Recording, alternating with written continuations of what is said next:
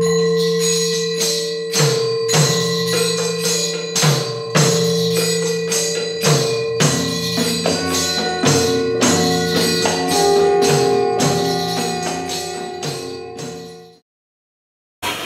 with a chant.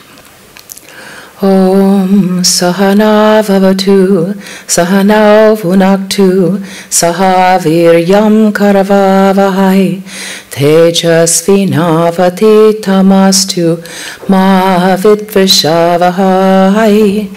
Om Shanti Shanti Shanti. Om. May Brahman protect us. May he guide us. May he give us strength and right understanding. May love and harmony be with us all. Om, peace, peace, peace be unto us all. Good morning. Thanks for coming in this gorgeous spring day. You know, when they asked me, okay, what's your topic for this month? The words came out of my mouth even before I really knew what I was going to say. I said, living with uncertainty. So I guess I'd been thinking about it for a while. Kind of a relevant topic around here. But considering what's been going on in the community, it's really not too surprising because we've all been living with a great deal of uncertainty. What's interesting is that we're all surprised by the uncertainty we're living with, but in fact, we live with uncertainty all the time. We just don't want to acknowledge it because it's uncomfortable. We don't let it come up to our conscious mind, but it's lurking there underneath the surface like those sharks that are swimming right below us with their teeth out. And I think when we don't acknowledge it, I think it gives us this kind of low-level anxiety, and I think it gives us this sense that we have to, be in control of everything, because we feel this kind of undefined anxiety about being out of control and having these things that we're uncertain happening. So, despite our knowledge to the contrary, that things always happen, the unexpected always does happen. Uncertainty always does happen. But the fact is, we never really expect the unexpected as often as that happens. No one leaves the house in the morning expecting to get into a car accident. Oh, today's the day I get T-boned. I knew it was going to happen. We don't expect to leave the house and have that be the day you come back to a house fire. We don't expect to go to work that day, and when we're there hearing we slip and fall and break a bone in our body. No one ever expects that, but it happens. No one expects the house fire. No one expects to be dumped by their loved ones. No one expects to be downsized from a job. But it happens, and when it happens, it takes us by surprise. And when these things do happen, as they inevitably will happen one day or another, we're always shocked, and we're surprised by it, and it seems so unfair. But life is inherently uncertain. But we put blinders on and assume that everything is going to continue pretty much the way they have been unless they kind of go up on this nice little upward trajectory and things get better and better, and that's okay. We don't like it if it goes the other direction. And all these things have been kind of brought very much home to us with all these disasters that we've had around here. The fires and the mudslides and the devastation everywhere. We were, of course, prepared for the fire. We were really prepared for the fire. We live in a fire danger area, so we know what it's like. I mean, we all had during fire season, we have our bags packed, ready to go. We all know what cars we're going in. We've got instructions how to evacuate the temple, how to evacuate the shrine, getting the animals out, which car the animals are. I mean, we've got this down to a science. We have our evacuation plans. We know whose house we're going to. Click, we did that right.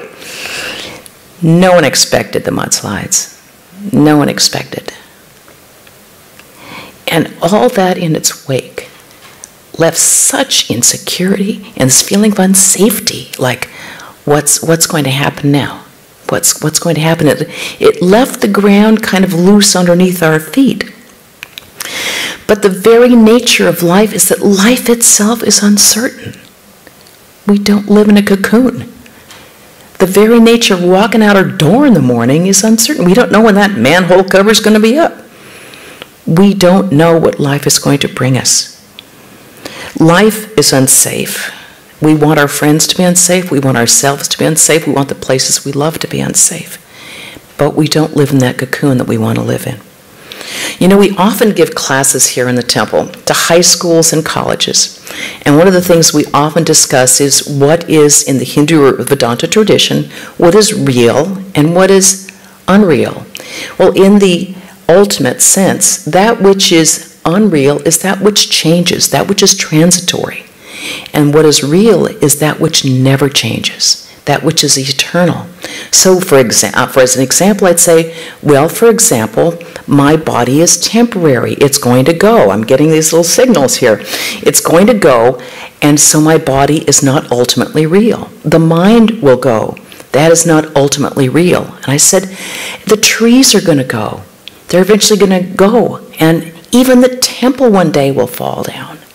I said, and even the mountains will crumble. And it's like, but I didn't mean now. Please, I was speaking theoretically. So no one kind of expects that, but it happens. We live in a land of earthquakes. No one really expects to wake up that day and have it's going to be an earthquake day, even though it happened last Thursday. We keep hearing about, we're in California, you always talk about the big one. The big one. We don't know when it will hit. We don't know where it will hit. We don't know if it will hit. But we all keep hearing about the big one. But we know one day something is going to happen somewhere. We know that our body had a beginning, and we know that one day it will go.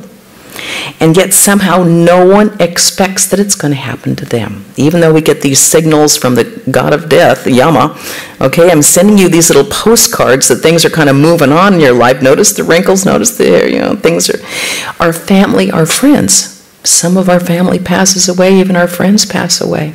We talk about old people like it's not us. This is what but we somehow don't think will ever be us because we think that we're eternal, which in the ultimate sense, of course, we are. We can't imagine our own death, but one day it will happen. We just don't know where. We don't know when. The nature of life is uncertain, but yet we somehow pretend that it is pretty much certain, and it goes along in a certain way until we're unhappily surprised. Life is fragile. It's like water on a lotus leaf, they say. Well, that means that we have a short time in our existence is here for just a short time. But the truth is it can end at any second. All we need is have one good illness and we feel how close it is to us. We know that our existence can end at any second, and we know this intellectually. We all agree, we all know this. But we refuse to really inhabit the ideal, let alone assimilate it. Let alone assimilate the idea that this thing will all come to an end and that we have to live with the uncertainty that we're living with every day. We can't avoid uncertainty, and we can't avoid the changes that life brings us, whether we like those changes or not. But instead of running from it, we have to face it, or as Swami Vivekananda would love to say, face the brute, face the uncertainty, and learn what it can teach us. It was quite interesting. Did you know, in 2001, scientists at UCSB published a report, and in this report they said, the next big one in Santa Barbara may not be an earthquake, but a boulder-carrying flood. 2001 they published that. It gets better. It also said this flood would most likely occur, I'm quoting here, every few thousand years. Bingo! We got the ticket! We got the winning ticket!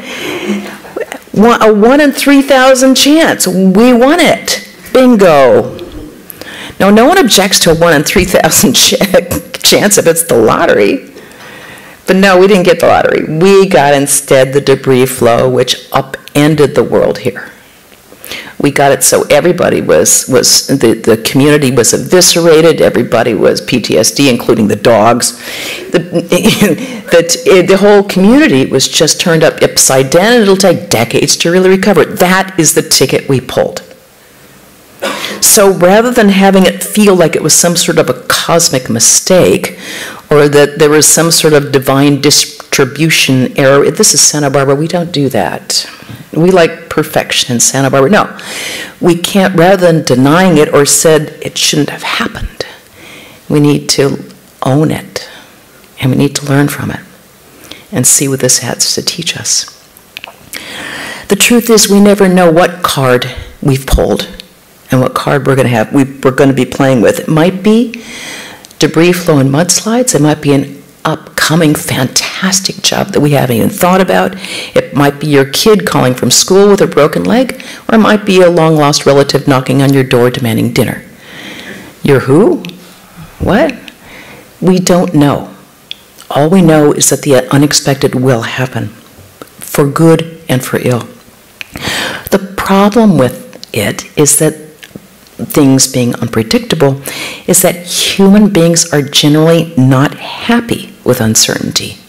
It makes us nervous. In fact, it gives us real stress. And they say some of our greatest stress is being in this position of uncertainty. Will I keep my job, or will I be downsized? Is my business going to make it, or is it going to fail? Is my partner staying? Is my spouse leaving me? I don't know. Will I have enough money for retirement, or I'm going to be one of those people living in an RV? Is my health going to be okay? Am I going to have money to stay with me the rest of my life? Are my children going to stand by me, or are they going to ditch me? Am I going to end up being warehoused in one of those nursing homes? None of us know. None of us know the future, and that makes us very uncomfortable. Is that mountain going to come down? None of us know. We can't avoid uncertainty, but what we can do is try to minimize the stress and the feelings of fear that come with uncertainty. Now, one of the most stressful situations for human beings is the feeling of being out of control. In fact, the board of cardiologists have done great studies on this because it affects the heart so profoundly. It's interesting. Cardiologists say, and I've read this, that the body responds to feelings of being out of control the way that we respond to extremely stressful events like being pursued by a mastodon or saber-toothed tiger.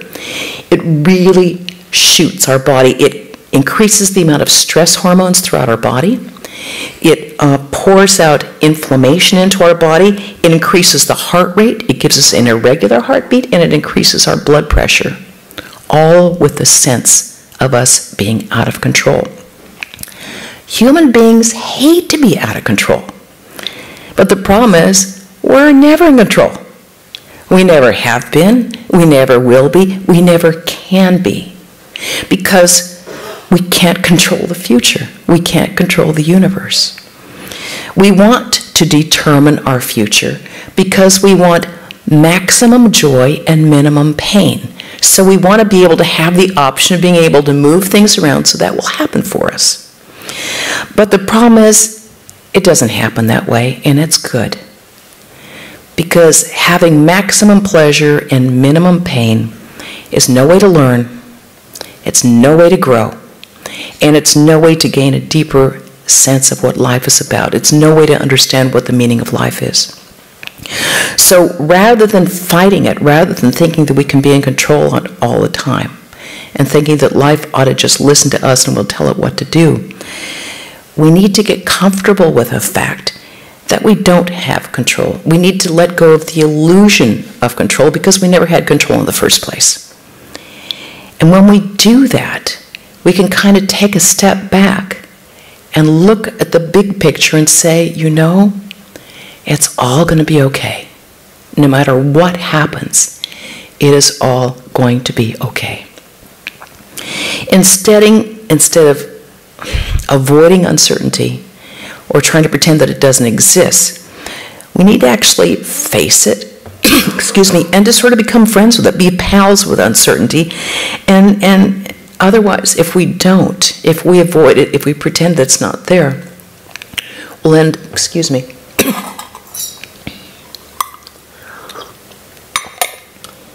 if we don't face it and friends with it, we'll live and die in fear. And that's no way to live or die. We have to, be here happily on the planet. Excuse me.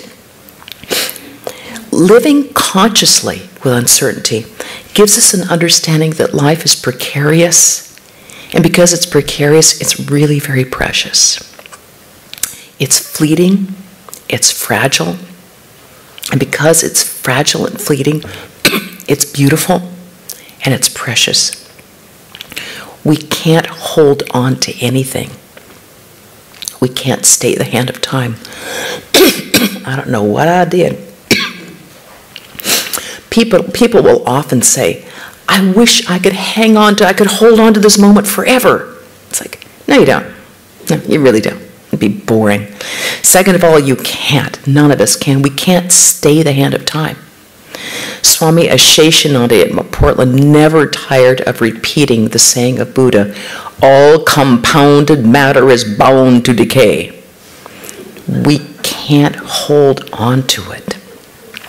We want to hold on to life, hold it in our grips so nothing changes. What we like, we want to hold on to it.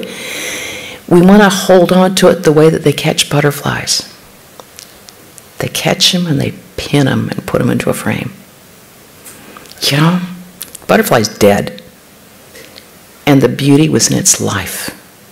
And the way that it just went through. The butterfly goes through, its beauty is there and it's fleeting. We have to let it go. Enjoy it and just let it go. That is the beauty of really appreciating how uncertain life is. We can't hold on to anything. Neither our life, nor our possessions, nor our homes, nor our friends, nor our kids, our pets, our money, anything.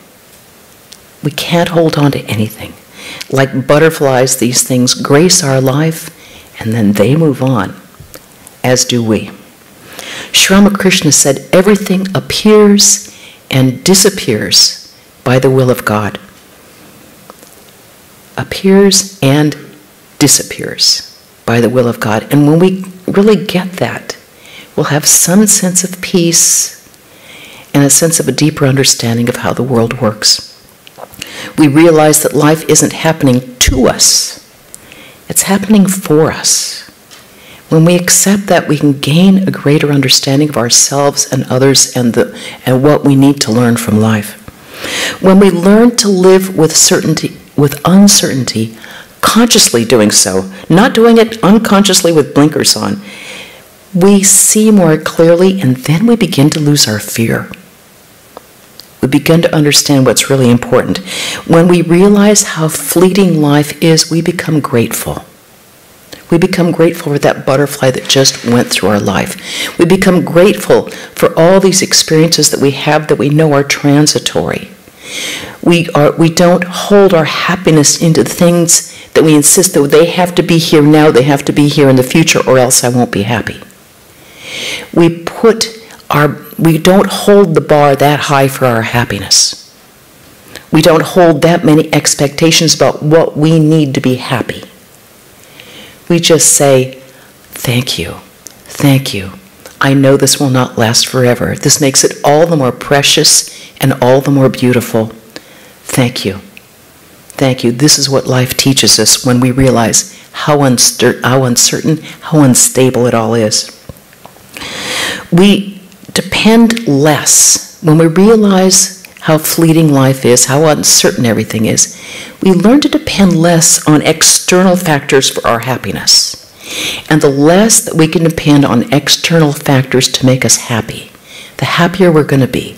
Because the more expectations and demands that we make about what we need to be happy, about what we need to have, the more bondage we have.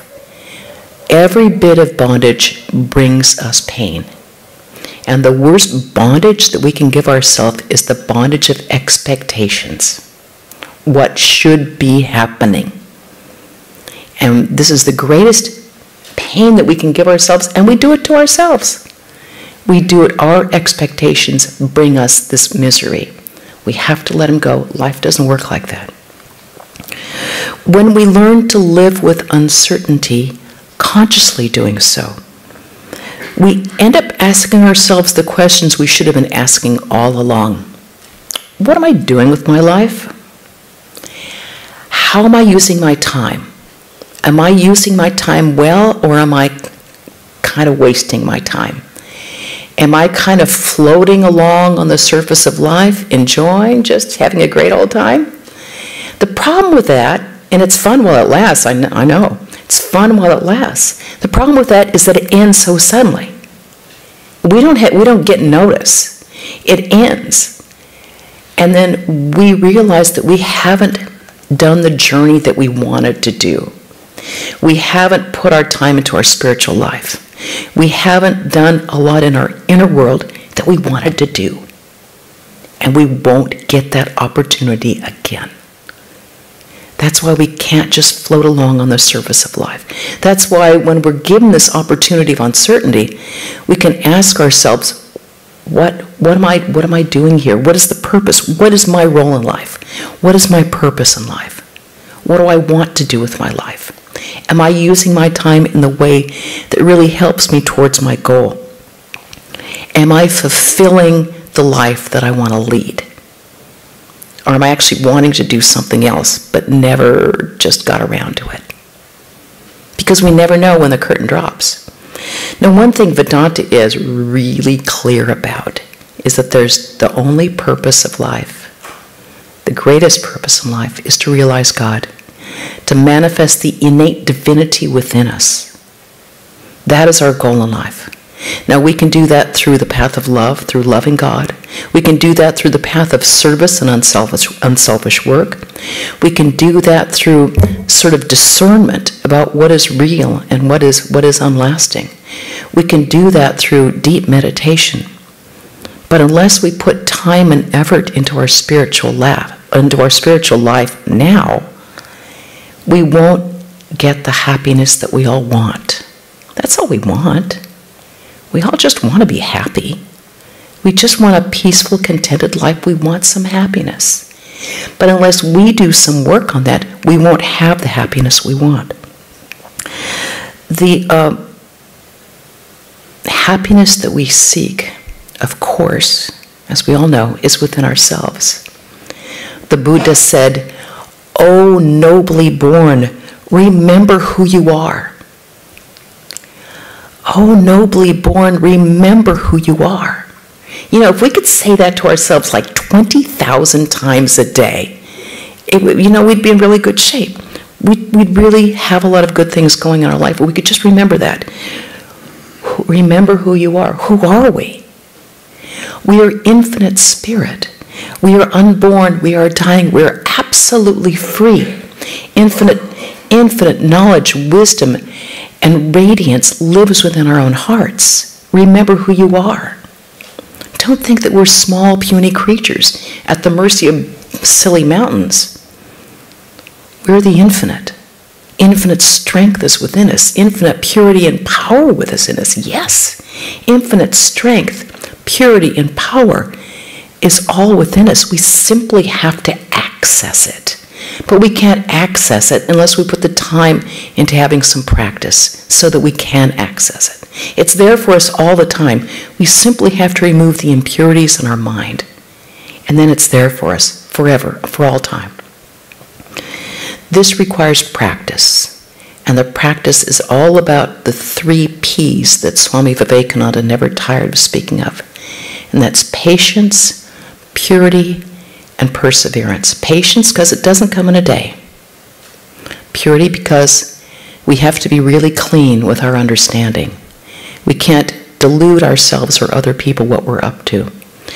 We can't lie, cheat, steal, go around like a tomcat and say that I have a great spiritual life because I sit down and meditate for 20 minutes a day. That doesn't cut it. It just means you're rowing a boat with holes in it. Ethical life is absolutely necessary for our practice. And perseverance, because it's day after day, week after week, month after month. But the good thing is that it gets easier, it gets better, and it gets to the point that unless you do it, if you feel like you're walking around without your teeth being brushed, It becomes a part of who you are. And it becomes the only way to live in the world. So if we have this in place, we can't take a wrong step. Living with uncertainty allows us to take obstacles and to make them into opportunities. But it doesn't happen by itself. We actually have to change our mind to be able to accept what was obstacle and make it into an opportunity. So when something happens that we think is bad, we can either think of ourselves as victims, which just makes us weak and blames other people. It's like, get over it. Either think of ourselves as victims, or we can sit down really quietly and say, what can I learn from this? What can I learn from this situation? Rather than ratcheting the blame, rather than weakening myself, what can I learn from this? How will this give me greater strength and understanding? If we can turn down the chatter in our head, we can turn from what was scary and what was bad into a situation where we gain more in love and compassion and more spiritual understanding. When this happens, we really gain a greater understanding about our own life, our place in the world, and we really begin to understand about what matters and what really doesn't matter. That's what we gain. So what do we do on a very practical level when these difficulties arise, when we're placed in these sort of situations that we never expected? The first thing that we ask ourselves is, okay, what in this situation can I control here? Okay, which leads us to point number 2, which is very little. There's very little that you can do here to control. We can't control the future. We can't control other people. We can't control nature. But we can control our own minds. We can control the thoughts in our minds, and we can control our reactions. We just have some practice. We need to practice doing it. The other thing that we should think about is that I never knew this. You may have heard of it, you may not. Did you know that the average human being thinks 50,000 to 70,000 thoughts every day? Isn't that exhausting? 50,000 to 70,000 thoughts every day, and most of them, or a large amount of them, were the same ones as they were the day before, and the day before, and the day before, and the day before, and the day before, and the day before. So, oh my God. 50 to 70,000. This gives us 50 to 70,000 opportunities to change what we think every day. A lot of what we think is unhelpful. It's negative. It brings us fear. A lot of the times it's attacking someone else or attacking ourselves. Basically unhelpful. They're often self-defeating. We're often cutting ourselves off at the knees. 50,000 to 70,000 chances every day to make a difference, which means putting good, positive, noble thoughts in our minds. O nobly born, remember who you are. If we can think that, that's fantastic. Change what we think every day. That's something we can do. We have so many chances every day. We have to watch the mind and see what we're filling our minds with. That's all we have to do. Rather than just kind of assuming it's going to go on its own thing, we have the power to look at it and see what it is doing, the little rascal. See what it's thinking and then say, oh, are you really thinking that? Oh, you thought that yesterday too. Let's do this a little differently. Why don't we think something else? Why don't we think, oh, nobly born, remember who you are? Why don't we think of what Swami Vivekananda said? He said this at the Parliament of Religions in 1893. You are souls immortal, blessed, free, and eternal. You are not matter, you are spirit. You are not bodies. Matter is your servant. You are not the servant of matter. Why don't we think that? Think something that's bracing and strengthening. You are souls immortal, blessed, free and eternal. Yeah, right on. That's what I want to hear. For those who are initiated, remember the mantra. The mantra is literally the name of God. It has tremendous power, and it can literally change the contents of our minds and the direction our mind's going. Repeat the mantra. Never underestimate the power of the mantra. It is literally the name of God and has all the power within it. The other things that we can do sort of depends on our temperament. We can think, I'm the Atman. I'm eternal. I am birthless and deathless. Nothing can touch me. We can think, I am a child of God. I am a child of God. Nothing and no one can ever hurt me because the king of death cannot even touch me. I am a child of God, and they are protecting me at every step. And know that that's the absolute truth. Nowhere that we take a step are we not being protected at every second. We have to remind ourselves that this infinite strength is within us. We have the ability to be able to overcome whatever obstacles that we have, like we've overcome them before. And that will make us stronger and wiser than we were before. Rather than running from it, we have to face it. Rather than avoiding uncertainty, we have to actually lean into it. Like that tooth when you're a kid, you know how that tooth, you're kind of working on your tooth. Same way we lean into that uncertainty and see what it teaches us.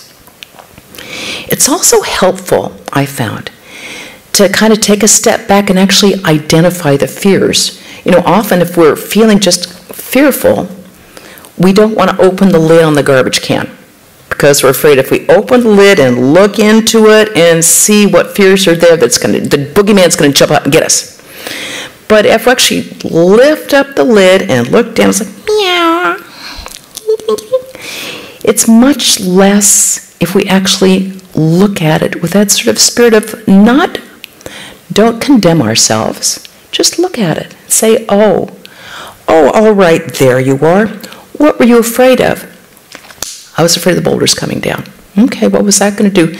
They were going to come down and they were going to destroy everything. Okay, and what was going to happen? I was going to die. Okay, are you afraid to die? No, I'm actually not afraid to die. What are you afraid of? I'm afraid of pain. How long is the pain going to last? Not long, actually. What else were you afraid of? Come on, I'm looking through the garbage here. What else is there? You're afraid you couldn't protect this place. You're afraid you couldn't protect everybody. Could you ever protect this place? Nah. Could you protect everybody? No. Could you even protect your dog? No. All right. Let it go. Let it go. The divine, the Lord, is the only thing that can ever keep this place the way it should be, to keep ourselves the way. We have to simply allow the world to happen as it should. The other thing that's really helpful is to remember that this too shall pass. There was this great Sufi poet Attar, and Attar told this story about the great Persian ruler. And this Persian ruler assembled all the wise men into his kingdom and said, I want you to create a ring for me that will make me happy when I am sad. They said, okay. And they went off and they conferred among themselves, and a week later they came back to him and they gave him a very simple gold ring. And on the ring it said, this too shall pass. And it worked.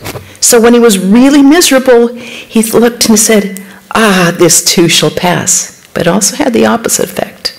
When he was really happy, he looked at the ring and said, this too shall pass. And that's the way it is. We're living in the relative world, what we call Maya. Maya is the relative world. It's the pairs of opposites. For every joy that we have, there will be sorrow. Happiness will mean unhappiness. For every joy, there's sorrow. For every victory, there's a defeat. For every cold, there's some hot. For every pleasure, there is pain. Victory in the hands of victory is always defeat. The Gita, the Bhagavad Gita, talks about this quite a bit. For every beautiful day, there's a lousy day or a perfectly dangerous day. We just know that when we get one side, we're going to get the others. They call this, again, the dvandvas, the pairs of opposites.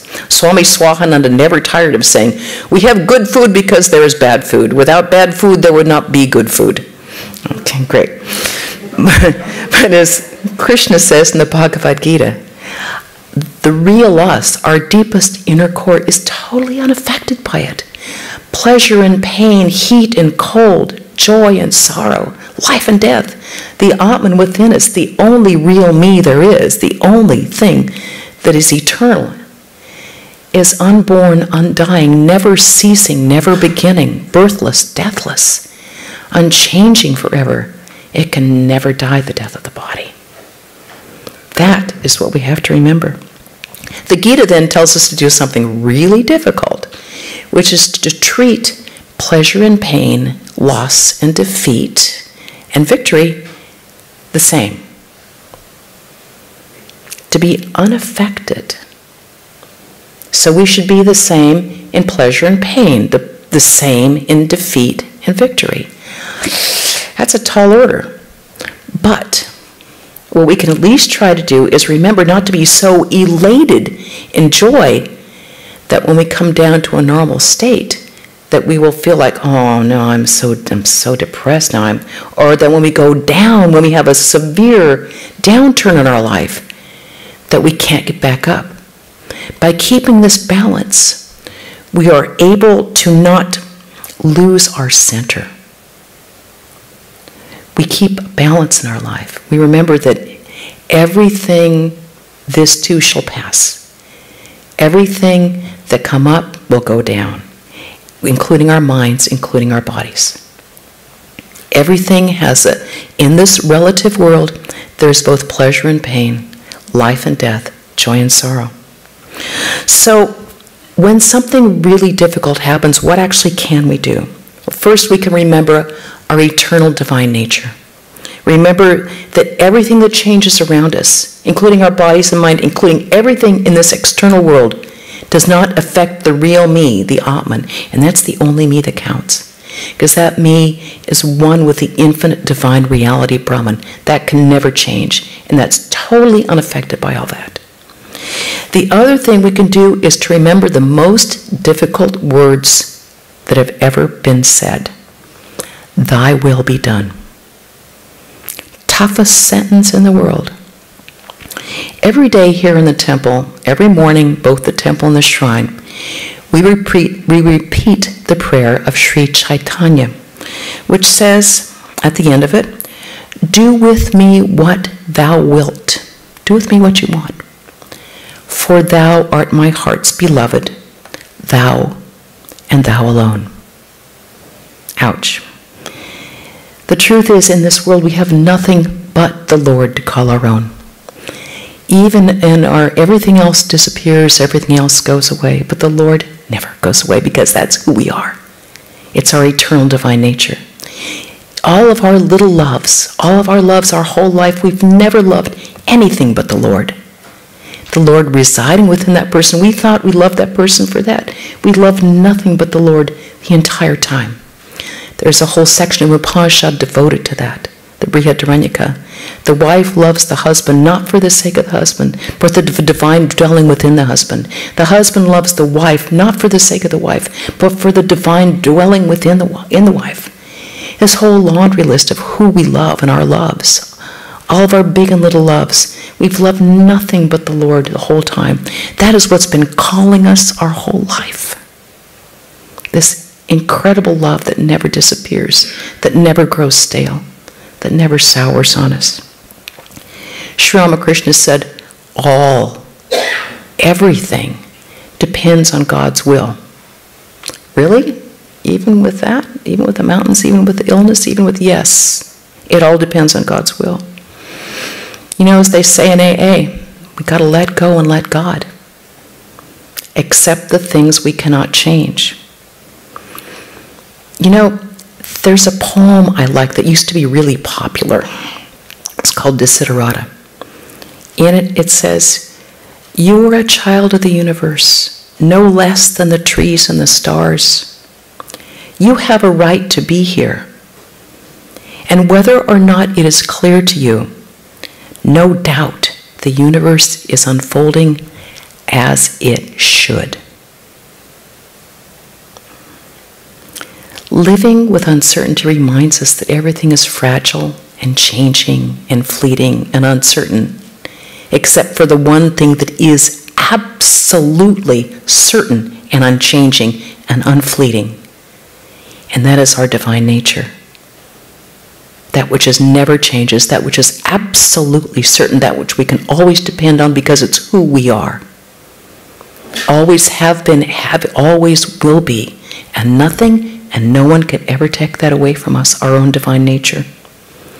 The only changing, unchanging things is the Lord, the Divine Mother.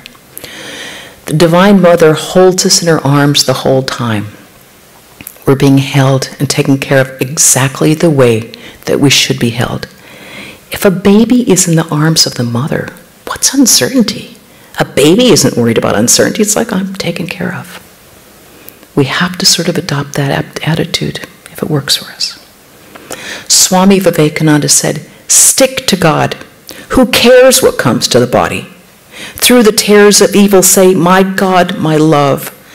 Through the pangs of death say, my God, my love. Through all the evils under the sun say, my God, my love. You are here, I see you.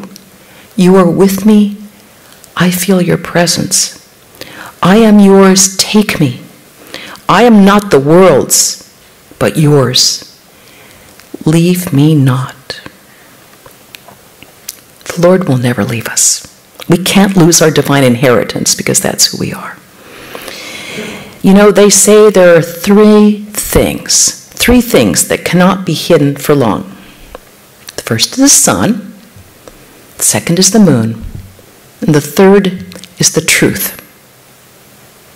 And the greatest truth is that our real nature is divine. And we will eventually manifest that, and nothing will ever be able to take that away from us. When we hold on to that great truth, that our real nature is divine, and so is every being that we see around us, we will have with us everything we can ever need. Thank you. Om Purnamada Purnamidam Purnat Purnam Udachyate Purnasya Purnamadaya Purnameva Vashishyate. Om Shanti Shanti Shanti. Om. Filled with Brahman are the things we see. Filled with Brahman are the things we see not. From out of Brahman flows all that is. From Brahman flows all, yet is Brahman still the same. Om, peace, peace, peace be unto us all.